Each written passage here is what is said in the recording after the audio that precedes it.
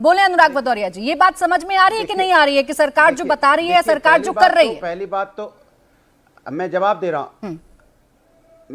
रहा हूं। देखो, पहली बात तो हम लोग सच्चे सनातनी है, सत्य बोलते हैं। सनातन में सत्य बोलना सिखाया जाता है ना। आपका कैमरामैन यहाँ बैठा हुआ है, पूछ लीजिए टीवी है क्या सामने। हम लोग झूठ नहीं बोलते। जो लोग झूठ बोलते हैं उनके दिमाग में झूठ चलता है, इसलिए उनको लग रहा है कि हम झूठ बोल रहे हैं। झूठ बोलने वाले को लगता है, जुमले करने वाले को लगता है कि दूसरा भी झूठ और जुमला कर रहा है। हम नहीं कर रहे हैं। कैमरामैन इंडिया टीवी का बैठा है यहाँ पे। एक बात। दूसरी बात, हमने हमेशा कहा है कि ये हाई कोर्ट की परमिशन या इस तरह का जुलूस पे कब से हुआ है? ये जब से भारतीय जनता पार्टी एक्टिव हुई है। हम लोग बचपन से दुर्गा पूजा मनाते थे, काली पूजा मनाते थे, कभी कोई परमिशन की जरूरत नहीं पड़ती थी। कभी नवरात्रि में जुलूस निकलते थे, किसी प्रकार का कोई हंगामा नहीं होता था। ये बीजेपी ने जब से इस देश के अंदर में एक्टिव हुई है, तब से इस तरह की राजनीति देखने को मिली है। बदलाव बंगाल में नहीं, बदलाव तो आपकी बातों में भी नजर आ रहा है। मसला बकरीद का है, मसला मुसलमानी त्योहार का है, मसला मुमताज आलम जी का है, मसला एहतेशामुल हक साहब का है, लेकिन आज आपको दुर्गा पूजा याद आ रही है, आपको नवरात्र याद आ रहे हैं, आपको सच्ची सनातनी होने की कस्में खानी है। ये बदलाव तो मुझे आप में भी दिख रहा है। बंगाल ने बहुत कुछ सिखा दिया है आपको।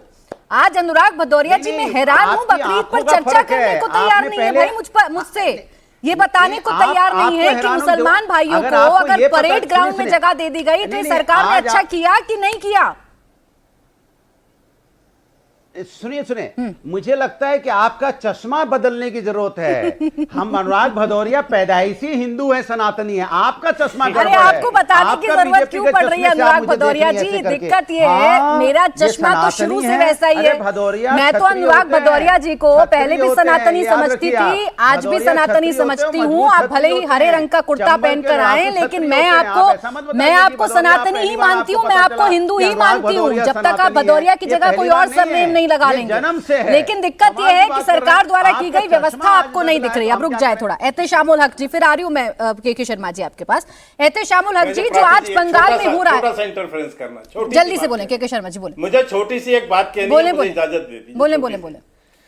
मैं आपको केवल इतना बताना चाहता हूं, ये कितने बड़े सौहार्द के प्रतीक थे जब उत्तर प्रदेश में मुलायम सिंह और अखिलेश यादव की सरकार थी। प्राची जी, 816 दंगे हुए हैं, 816 दंगे इनके शासनकाल में। इससे आप समझ सकते हैं कि कितना बड़ा सौहार्द बना के रखते थे।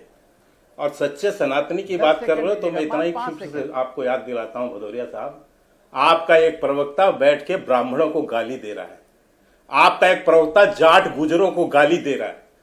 और गाली ही नहीं दे रहा है, आपके अखिलेश यादव और आप लोगों की बोलती बंद है, और आप अपने आप को सनातनी बता रहे हो भाई। इस पर जवाब सोच लीजिएगा अनुराग भदौरिया जी। अब के शर्मा जी, मैंने आपको 10 सेकंड दिया। एहतेशामुल हक जी से बात करनी है मुझे। बकरीद का त्योहार भी मना रहे हैं एहतेशामुल हक साहब, और बंगाल की बदली तस्वीर भी दिख रहे हैं। हक साहब, जो आज हो रहा है पश्चिम बंगाल में, वो 1 साल पहले भी हो सकता था। कैसी लग रही है आज ये बदली हुई तस्वीर, जहां मुसलमान भाइयों के लिए पूरी व्यवस्था है, कोई पहरा नहीं, कोई पाबंदी नहीं, और किसी के लिए कोई परेशानी भी नहीं?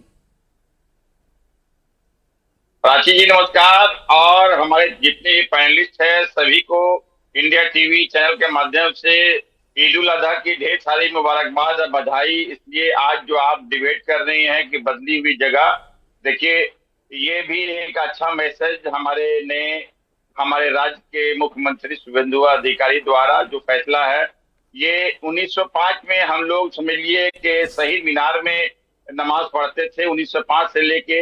लेकिन जब 1970 में जब यहाँ सरकार सीपीएम की आई तो ज्योति बसु सरकार ने वो शिफ्ट जो है कीचड़ होने के सबब में रेड रोड में की थी। लेकिन ये भी उससे भी अच्छा जगह है जो ब्रिगेड परेड ग्राउंड में, जहाँ हम समझते हैं कि 5 लाख से भी ज्यादा वहां लोग नमाज अदा कर सकते हैं। तो ये अच्छा मैसेज है और बहुत ही इत्मीनान से हम लोग नमाज यहाँ पढ़े हैं। तो ये मैं अपनी ओर से राज्य सरकार को बधाई दूंगा, इसलिए कि उन्होंने बहुत अच्छे ढंग से तमाम लोगों के लिए सामान मुहैया कराए, प्रोटेक्शन दिए। तो इसके लिए भारतीय जनता पार्टी की नई सरकार को बधाई।